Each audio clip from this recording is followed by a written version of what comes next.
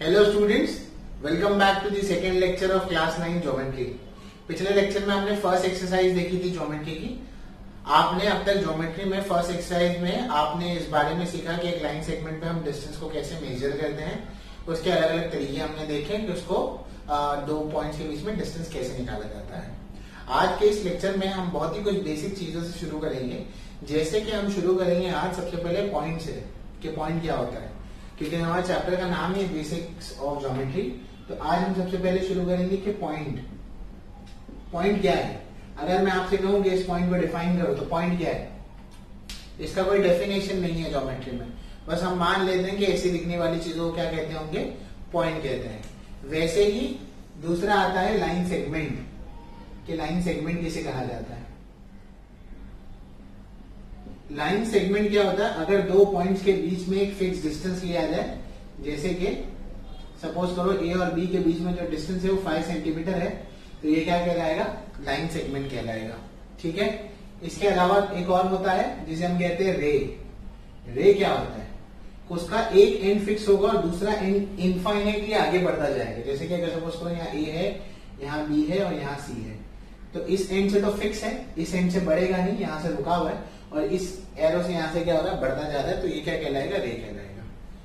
और similarly line segment की जैसे ही लाइन होती है, पर ये दोनों साइड से इनफाइनाइटली बढ़ती हुई चली जाती है। मतलब इसमें हम पॉइंट्स नहीं बना रहा हूं मैं, अगर ये ए है और ये बी है तो यहां से भी बढ़ेगा और यहां से भी बढ़ेगा, तो ये क्या कहलाएगा, लाइन कहलाएगा। ये कुछ बेसिक बातें हैं। इसके अलावा और भी है, हम कॉन्ग्रुएंट सेगमेंट के बारे में पढ़ेंगे। कॉन्ग्रुएंट सेगमेंट के बारे में, कॉन्ग्रुएंट सेगमेंट का मतलब क्या है, अगर मेरे पास दो सेगमेंट है, सपोज करो एक सेगमेंट है ए बी जिसका डिस्टेंस 5 है, और एक सेगमेंट है पी क्यू जिसका भी डिस्टेंस क्या है, 5 है। ठीक है, 5 सेंटीमीटर है। तो अब ये देखो, डिस्टेंस ऑफ ए बी जो है वो किसके बराबर है, डिस्टेंस ऑफ पी क्यू के बराबर है। ठीक है, तो अगर डिस्टेंस ऑफ ए बी और डिस्टेंस ऑफ पी क्यू बराबर है तो ऐसे सेगमेंट्स को हम क्या कहते हैं, कॉन्ग्रुएंट सेगमेंट कहते हैं। ठीक है, ये बात समझ गए। इसके अलावा और कुछ बातें हैं। इसके अलावा हमें रिफ्लेक्सिविटी की प्रॉपर्टी के बारे में बात करनी है। रिफ्लेक्सिविटी के प्रॉपर्टी के बारे में बात करनी है कि रिफ्लेक्सिविटी होती क्या है। रिफ्लेक्सिविटी का मतलब क्या होता है, जब आप मिरर में दिखते तो आप खुद को देखते हैं, तो वो प्रॉपर्टी क्या है, रिफ्लेक्सिविटी की। अगर यानी कि अगर मैं कहूं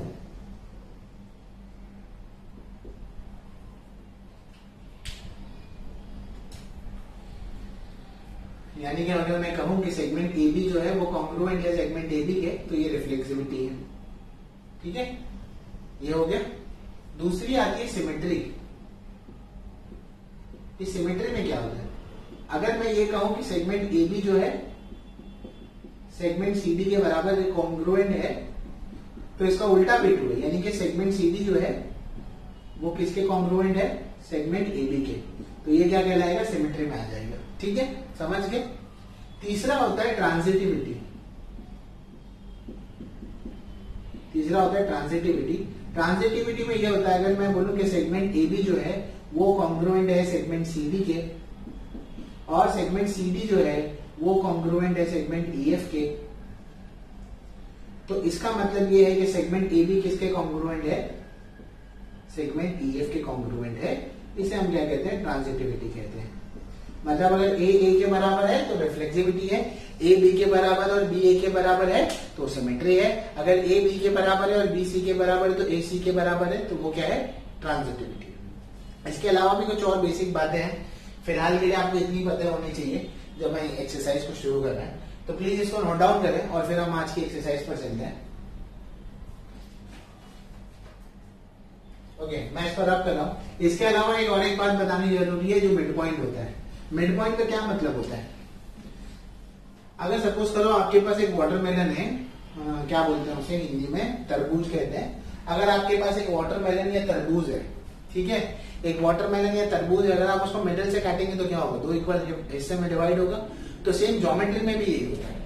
आगे वाला जो भी नंबर था, सपोज करो 8, 9, 10 था कुछ है, तो अगर यहाँ पर ए है, यहाँ बी है, और मैंने कह दिया कि यहाँ सी मिड पॉइंट है, तो इसका मतलब ये है कि डिस्टेंस ऑफ ए सी जो है वो किसके बराबर होगा बेटा, डिस्टेंस ऑफ बी सी के बराबर होगा।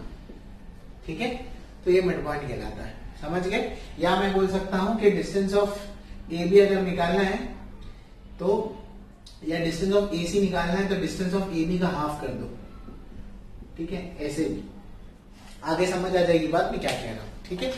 इसको भी लिख लो ताकि हम अब शुरू करते हैं एक्सरसाइज को, ठीक है?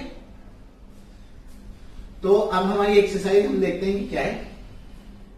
मैं आपसे रिक्वेस्ट करूंगा, अगर आपने फर्स्ट एक्सरसाइज नहीं देखी है, आपको फर्स्ट एक्सरसाइज अच्छे से नहीं आती है, तो सबसे पहले आप फर्स्ट एक्सरसाइज को कंप्लीट करें, फिर आप सेकंड एक्सरसाइज पर आए, क्योंकि इसका पहला ही सम जो है फर्स्ट एक्सरसाइज के बेस पर ही मौजूद है, ठीक है? तो क्या है? Practice set 1.2. The following table shows the point on number line and their coordinates. Decide whether the pair of segment given below in table are congruent or not. आपको ये बताना है कि ये congruent है या नहीं है। कैसे बताएंगे? ये देखो, यहां पर पॉइंट्स है जो है A, B, C, D and E। ये सारे पॉइंट्स आपको दिए हैं बेटा। यहां कोऑर्डिनेट है, यहां कोऑर्डिनेट दिया हुआ है, वो है -3, 5, 2, -7 और 9, ठीक है? ये आपके पास है। आपको सेगमेंट डी और सेगमेंट ए भी निकालना है, ठीक है? सॉरी, निकालना नहीं, आपको ये बताना है कि वो कॉन्ग्रुएंट है या नहीं है। तो डीई और ए बी, तो सेगमेंट डीई और ए बी देखते हैं, segment DE and segment A B. तो डिस्टेंस ऑफ डी निकालते हैं, डिस्टेंस ऑफ डी देखते हैं क्या आएगा, and distance of A B देखते हैं कि क्या आएगा। डिस्टेंस ऑफ डी क्या आएगा? ये डी है और ये ई है। हम कैसे माइनस करते थे? हम देखते थे कि बड़ा नंबर कौन सा है, तो -7 और 9 में बड़ा कौन सा है? 9 बड़ा है, तो पहले उसको लिखेंगे, उसमें से क्या माइनस करेंगे? -7 को।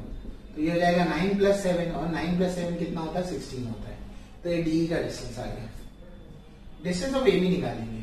ए बी के डिस्टेंस में देखेंगे बड़ा कौन है? 5 बड़ा है, उसमें से क्या माइनस करना है? -3। तो ये कितना आ रहा है? माइनस माइनस प्लस हो रहा है, और ये क्या हो जाएगा? 8 हो रहा है। कॉन्ग्रुएंट होने के लिए क्या है? दोनों के डिस्टेंस बराबर होने चाहिए। यहाँ दोनों के डिस्टेंस बराबर नहीं है, तो हम ऐसे लिखेंगे, since distance of D is not equal to distance of A B, therefore segment D and A B and segment AB are not congruent, ठीक है? are not congruent, समझ गए? तो पहला हो गया। सिमिलरली BC और AD का देखो, segment BC and AD, segment BC and AD कैसे करेंगे इसको? डिस्टेंस ऑफ BC निकालें पहला। BC का डिस्टेंस कैसे होगा बताओ? बी और सी देखो, बड़ा कौन है? बी बड़ा है, तो 5 और सी पर कौन है? 2 है, तो 5 - 2 कितना होगा? 3। फिर डिस्टेंस ऑफ एडी निकालो। ए में क्या है?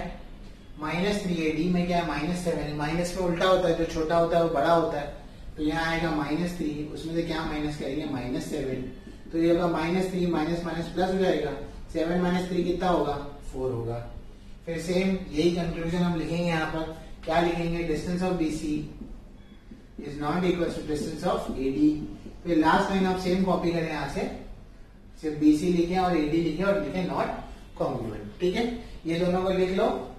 चलो मैं इसको रब कर रहा हूं। अब हम जाएंगे नेक्स्ट क्वेश्चन के ऊपर। इसी के अंदर जो उसका थर्ड पार्ट है उसे देख लेते हैं। तो इसका तीसरा हिस्सा क्या कह रहा है? इसका तीसरा हिस्सा है सेगमेंट बी है, segment B and segment AD है, एंड सेगमेंट एडी है। तो डिस्टेंस ऑफ बी निकालना है और डिस्टेंस ऑफ एडी निकालना है। बी का क्या होगा डिस्टेंस? बी पर क्या है? 5 है। ई पर क्या है? 9 है। बड़ा कौन है? 9 है। 9 में से क्या माइनस होगा? 5। कौन कितना आएगा? 4। ए पर क्या है? -3। डी पर क्या है? -7। बड़ा कौन है? -3। तो -3 में से क्या माइनस होगा? -7। तो ये होगा -3 माइनस माइनस प्लस होगा। 7 - 3 कितना होगा? 4। बड़े नंबर की साइन क्या आएगी? प्लस। दोनों +4 आ गए, तो देयरफॉर हम लोग लिखेंगे therefore distance of B is equal to distance of AD. अगर ये बराबर है फिर हम लोग क्या लिखेंगे? Therefore segment BE is congruent to segment AD. समझ समझ गए, हो गया क्वेश्चन। ठीक है, होप सो समझ में आया होगा ये वाला सवाल। चलो अब इसके आगे हम नेक्स्ट क्वेश्चन की तरफ बढ़ते हैं। आगे वाले क्वेश्चन को इंपॉर्टेंट मार्क करो, क्योंकि एग्जाम में इस तरह के क्वेश्चन टिपिकली पूछे जाते हैं आपको, तो इसे जरा सा इंपॉर्टेंट मार्क करें। ठीक है, फेयर इनफ। चलिए क्वेश्चन नंबर 2 है। क्वेश्चन नंबर 2 देखो क्या कह रहा है। Point M is the mid point of segment A B, if A B is 8 then find the length of A M. ठीक है, तो यहां पर ये ए है, ये बी है बेटा। ठीक है, और पॉइंट एम जो है वो मिड पॉइंट है ए बी का। पॉइंट एम जो है वो मिड पॉइंट है ए बी का, और ए बी का टोटल लेंथ दिया है 8। ठीक है, आपको पूछा है लेंथ ऑफ ए एम का लेंथ निकालने पूछा है। ठीक है, तो कैसे निकालेंगे देखो, मिड पॉइंट के लिए आप क्या करेंगे, आपको बताओ ए एम का लेंथ ओरली कितना आएगा, 4 आएगा। आसान है ना, 8 है तो 8 का आधा 4 हो गया बराबर। पर लिखना कैसे वो देखो, ऐसे लिखेंगे, since M is the mid point of A B, अगर एम मिड पॉइंट है ए बी का, इसका मतलब है कि ए एम और एम बी का डिस्टेंस बराबर होगा, है ना, ये और ये डिस्टेंस बराबर होगा। Therefore distance of A M is equal to distance of M B बराबर। और मेरे को ये बताओ, ए एम और एम बी का डिस्टेंस मिला के क्या मिलेगा, पूरे ए बी का डिस्टेंस मिलेगा। तो क्या मैं ऐसे लिख सकता हूं, distance of A M plus distance of M B is equal to distance of A B कह सकता हूं, ये होगा। डिस्टेंस ऑफ एम तो नहीं मालूम मुझे, डिस्टेंस ऑफ एम ही निकालना है ना, लेंथ ऑफ एम वो तो नहीं मालूम, तो वैसे ही रहेगा। और पर मुझे ये पता है कि एमबी का भी डिस्टेंस एम के बराबर है, तो एमबी की जगह क्या लिखेंगे, फिर से डिस्टेंस ऑफ एम लिख देंगे।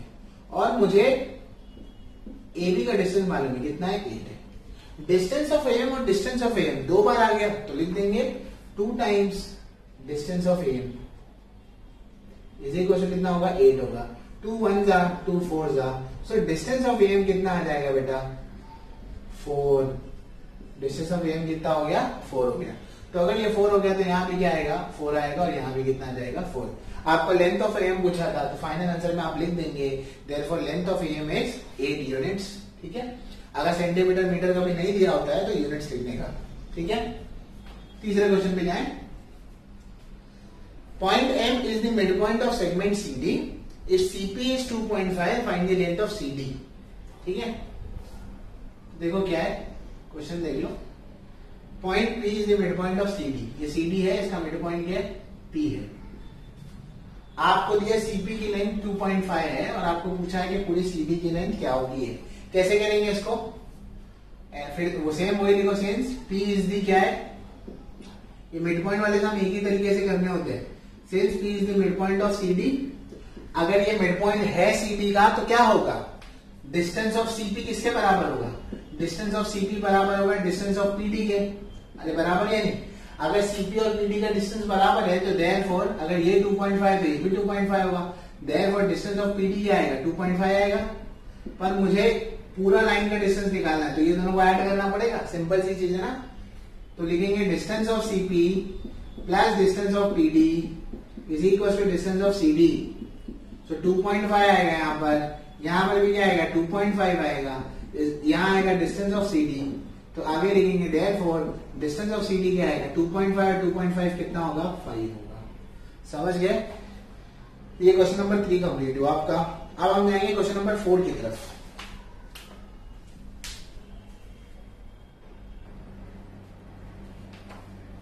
ओके, नाउ क्वेश्चन नंबर 4 देखते हैं हम लोग कि क्वेश्चन नंबर 4 में क्या है। क्वेश्चन नंबर 4 में आपको कंपेयर करने बोला है। कंपेयर का मतलब है आपको बताना है कि कौन सा इसमें सेगमेंट बड़ा है, कौन सा छोटा है। ठीक है, AB 5 दिया है, PB दिया है आपको 2 दिया है, और AP दिया है 3.4।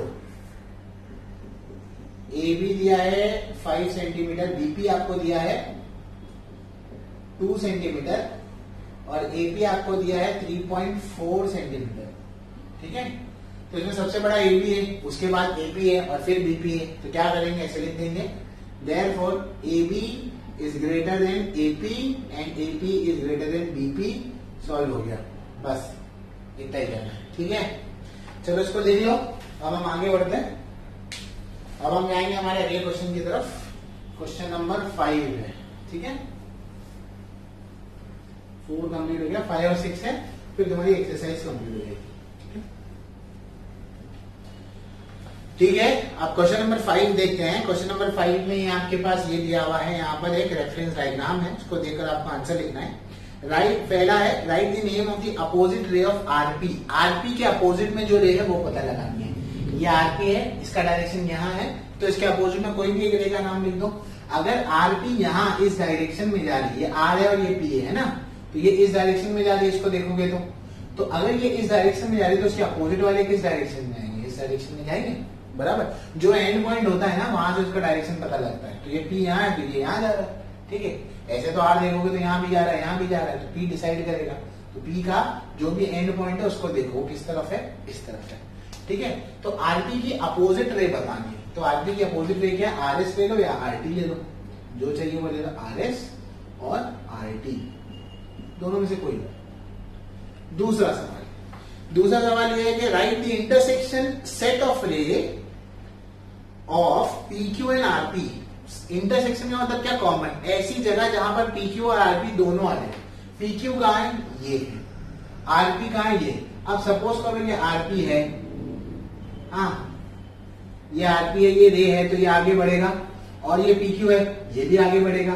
तो आरपी और पी क्यू कहां आएंगे? आरपी सपोज करो ये आरपी आगे बढ़ बढ़ के यहाँ पर आएगा ही नहीं, और पी क्यू भी तो यहाँ पर है, अरे है नहीं। तो आरपी और पी क्यू दोनों कहां पर मिलेंगे?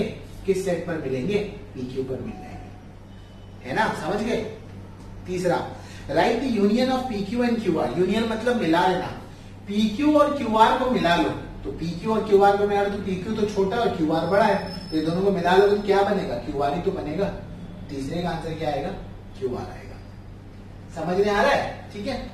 चौथा वाला, state the rays of which Q R is a subset. आपने सेट्स में पढ़ा है कि सबसेट क्या होता है, बराबर। तो आपको बताना है कि कौन कौन सी रेज जिसके अंदर क्यू आर आ रहा है। तो क्यू आर पहले तो खुद क्यू आर के अंदर आ रहा है, वो खुद का सबसेट हो सकता है, या तो क्यू आर और किसके अंदर आएगा? क्यू एस के अंदर आएगा, क्यू एस के अंदर भी तो क्या बनेगा? क्यू आर बनेगा, तो क्यू एस आएगा, या वो क्यू टी के अंदर आ जाएगा, तो यहां लिखेंगे क्यू टी। अरे समझ रहे ना, पूरा क्यू से लेके टी के अंदर भी तो आपको क्यू आर मिलेगा, खुद क्यू आर के अंदर भी तो क्यू आर मिलेगा, और क्यू एस के अंदर भी क्या मिलेगा? क्यू आर मिल जाएगा। अब फिफ्थ वाला देखते हैं। फिफ्थ वाले में कुछ है, write the pair of opposite ray with common end point R, जिसमें एक एंड पॉइंट क्या है? आर है, और दो अपोजिट रे बतानी है। तो सपोज करो एक एंड पॉइंट ये आर टी ले लो, और इसके अपोजिट में ये ले लो R Q, R T and R Q. समझ गए? हो गया है।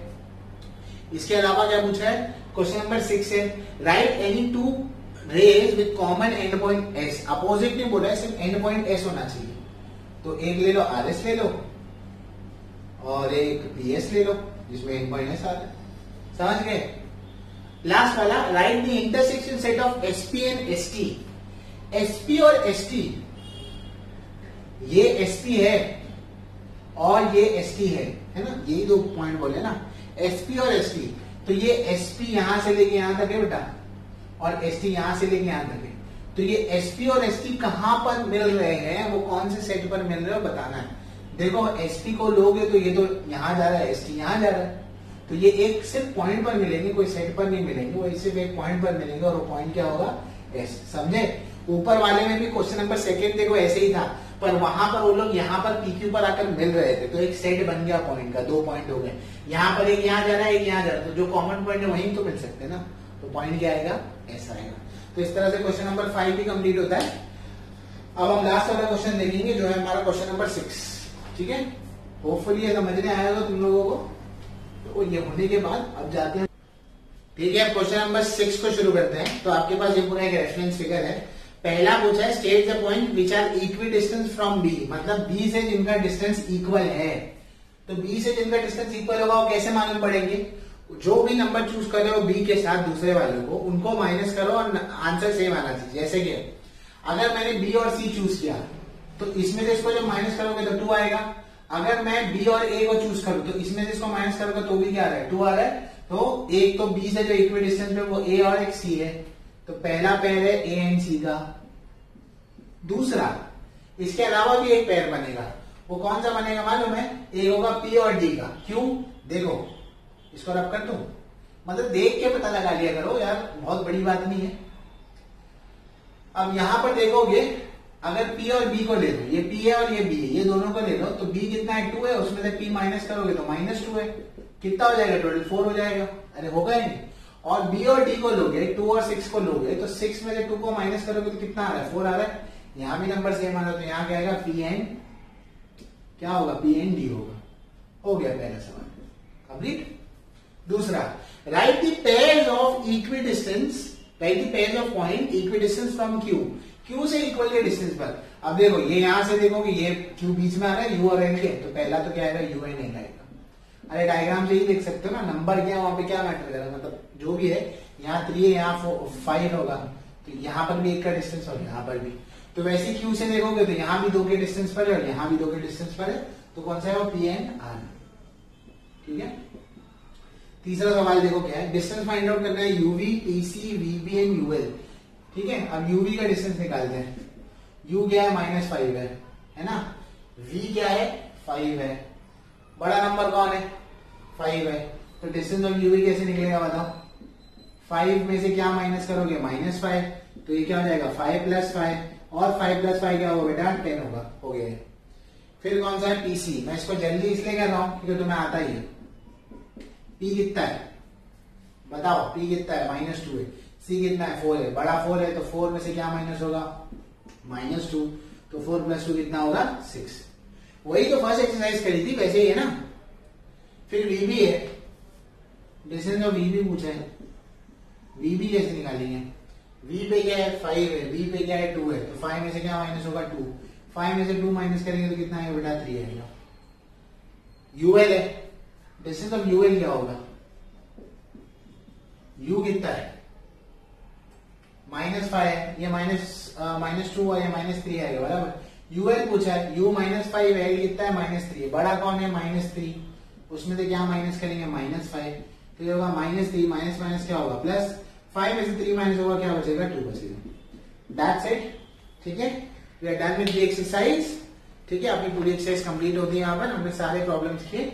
अगर आपको कोई भी डाउट है तो प्लीज बताइए। मेरे ख्याल से क्वेश्चन नंबर 5 में आपको डाउट्स आ सकते हैं, तो आप आराम से उसको पूछिए, कमेंट सेक्शन में बताइए। वीडियो अच्छा लगा तो लाइक कीजिए, नहीं पसंद आया तो डिसलाइक कीजिए। अगर आपको डाउट्स में बहुत अर्जेंसी और पूछना है तो आप व्हाट्सएप भी कर सकते हैं, मैं पूरी कोशिश करूंगा रिप्लाई करने की। प्लीज चैनल को सब्सक्राइब कीजिए। Okay, thank you.